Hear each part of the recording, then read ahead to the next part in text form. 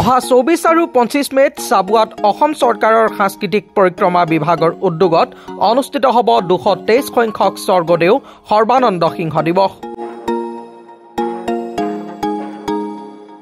ডিব্ৰুগড় জিলা প্ৰশাসন আৰু সমূহ মটক সংগঠনৰ সহযোগত অনুষ্ঠিত হ'ব উক্ত অনুষ্ঠানটো।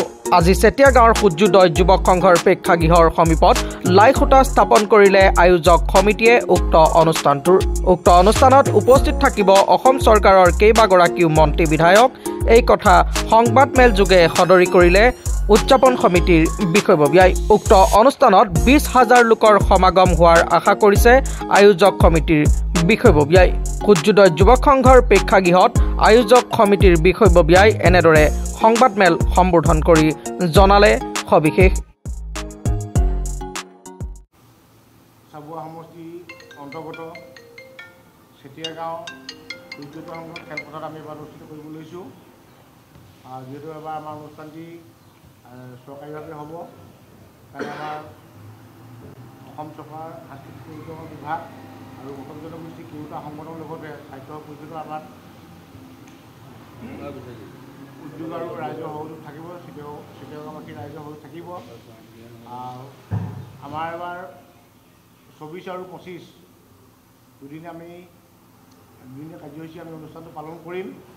যিহেতু আমাৰ এই দিৱসটিলৈ সংগতি ৰাখি পেলাই আমি ভাবিছোঁ আমাৰ দুদিনীয়া কাৰ্যসূচীত আমাৰ এখন সুন্দৰ এখন স্মৃতিগ্ৰন্থ প্ৰকাশ পাব আৰু জনগোষ্ঠীয় যি আমাৰ কৃষ্টি সংস্কৃতি আছিলে সেইবিলাকৰ আমাৰ কাৰ্যসূচী প্ৰকাশ পাব। আৰু এইবাৰ আমাৰ অনুষ্ঠানটোত আমাৰ ভাল লাগিছে।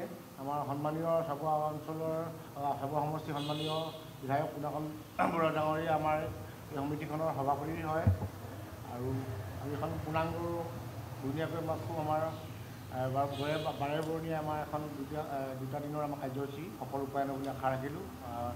আমি বাকী কথাখিনি আগবঢ়াবলৈ আমাৰ বৰ্তমান সন্মানীয় সভাপতি অৰ্থাৎ আমাৰ চাবুৱা সমষ্টিৰ বিধায়ক পুনাকন বৰুৱাক আগবঢ়াই দিব। নমস্কাৰ, সকলোকে আদৰণি জনাইছোঁ।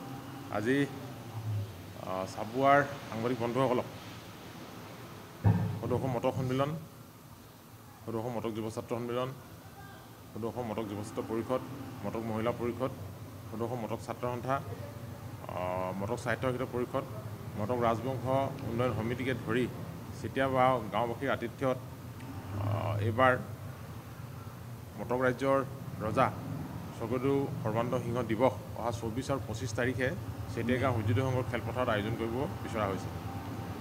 আৰু আপুনি জানে যে এই দিৱসটি অসম চৰকাৰৰ সাংস্কৃতিক মন্ত্ৰালয়ৰ উদ্যোগত আৰু জিলা প্ৰশাসনৰ উদ্যোগত প্ৰতি বছৰে উদযাপন কৰা হয়। 2017 চনৰ পৰা এই দিৱস আনুষ্ঠানিকভাৱে উদযাপন কৰা হৈছে আৰু 2019 চনৰ পৰা চৰকাৰীভাৱে এই দিৱস উদযাপন কৰা হয়। আপোনালোকে এইটো জানে যে অসমৰ প্ৰাক্তন মুখ্যমন্ত্ৰী সৰ্বানন্দ সোণোৱাল ডাঙৰীয়াক 2017 চনত এই বঁটাৰে সন্মানিত কৰা হৈছিল। আৰু তাৰ লগতে এসময়ৰ BDC প্ৰধান হাগ্ৰামৰ মহিলাৰীকো এগৰাকী জনজাতীয় নেতা, জনজাতীয় শাসক হিচাপে এই বঁটাৰে সন্মানিত কৰা হৈছিল। অন্যহাতে মটক জনগোষ্ঠীৰ অন্য এজন বিশিষ্ট বুদ্ধিজীৱী সাহিত্যিক সুশীল কুমাৰ গগৈ ডাঙৰীয়াকো এই বঁটাৰে সন্মানিত কৰা হৈছিল। আগন্তুক সময়খিনিত এজন উপযুক্ত লোকে, এজন গুণী ব্যক্তিয়ে এই বঁটাৰে সন্মানিত হ'ব।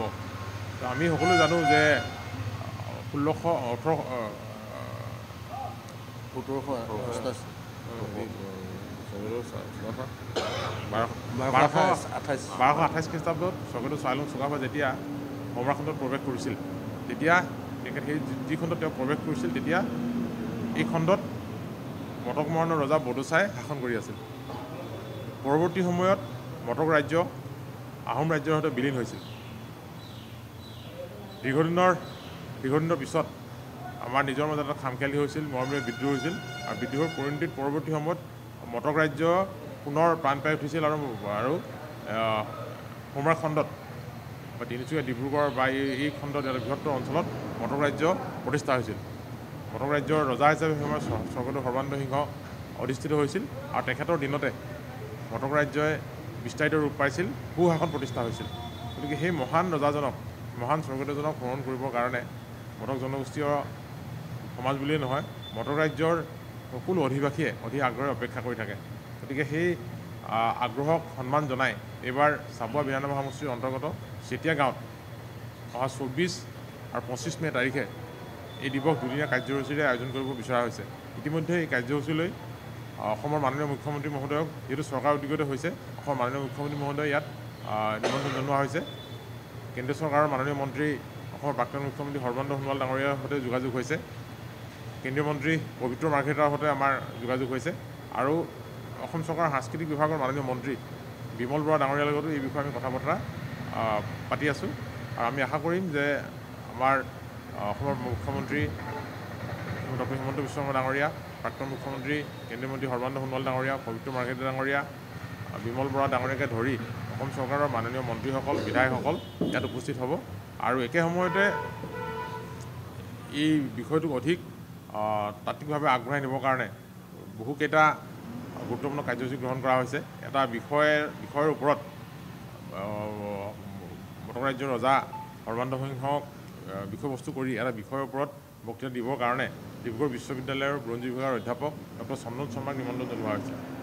12 দিনীয়া এটা সাংস্কৃতিক শোভাযাত্ৰা থাকিব আৰু একেদিনাই মটক সাহিত্য শাসিত পৰিষদৰ পুঁজিৰে নিৰ্মিত ডুমুডুমনি টিলাত নিৰ্মাণ কৰা আমাৰ ৰজাজনৰ প্ৰতিমূৰ্তি সেইদিনা উন্মোচন কৰাৰ কথা।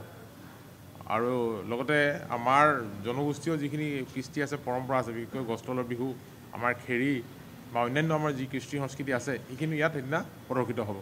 গতিকে আমি সদৌতি ৰাইজৰ সহায় সহযোগিতা, দিহা পৰামৰ্শ আৰু উপস্থিতি আপোনালোকৰ জৰিয়তে আন্তৰিকতাৰে কামনা কৰিছোঁ। আৰু কোনে লাভ কৰিব আমাৰ সেই 24 মে'ত দিনাই ঘোষণা কৰা 25 মে'ত অলৰেডি পেনেল বনোৱা হৈছে। চৰকাৰে বাছনি কৰিব, বাছনি কৰি তাৰপিছত চৰকাৰীভাৱে এইবাৰ সৰ্বানন্দ সিংহ বঁটাটো ঘোষণা কৰা হ'ব। তাৰপিছত একেলগে আমাৰ চৰকাৰীভাৱে 20-25 গৰাকীক যি বঁটা দিয়া হয়, শিল্পী দিৱসত দিয়া হয় চাগে, ৰাভা দিৱস, বিষ্ণু ৰাভা দিৱসত, তেতিয়া একেলগে বঁটাটো প্ৰদান কৰা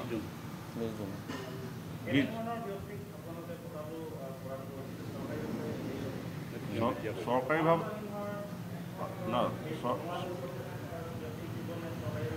নহয়। এই গোটেই বিষয়টো নিৰ্ভৰ কৰিব মূলতঃ জনগোষ্ঠীটোৰ প্ৰতি সেৱা আগবঢ়োৱা যিসকলে বিভিন্ন ক্ষেত্ৰত, আজি বৌদ্ধিক ক্ষেত্ৰখনতেই হওক, শৈক্ষিক ক্ষেত্ৰখনতেই হওক, মটক জনগোষ্ঠী উন্নয়নৰ বাটত আগবঢ়াই লৈ যাব বিচৰা যিসকল ব্যক্তিয়ে সাধনা কৰি আছে, তেওঁলোকে শ্ৰম প্ৰদান কৰি আছে আৰু এই ক্ষেত্ৰবিলাকক আগুৱাই লৈ গৈ আছে, তেনেকুৱা ব্যক্তিৰ মাজৰ পৰা আমি 3জন ব্যক্তি এখন পেনেল আমি প্ৰস্তুত কৰিছোঁ।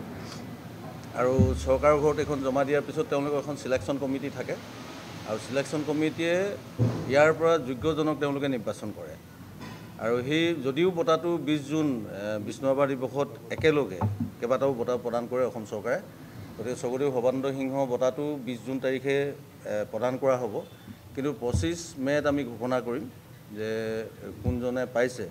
আৰু এই জনগোষ্ঠীটোৰ উত্তৰণৰ হকে জড়িত যিসকল ব্যক্তিক আমি নাম ইয়াত পেনেলত আমি আনিছোঁ, জনগোষ্ঠীটোৰ কেৱল আমাৰ সংগঠনকেইটাই নহয়, অন্যান্য আমাৰ সামাজিক ক্ষেত্ৰখনত জড়িত বিভিন্নজনৰ লগত আমি আলাপ আলোচনা কৰিছোঁ আৰু আলাপ আলোচনা কৰি আমি সেই 3জনীয়া পেনেলখন প্ৰস্তুত কৰিছোঁ।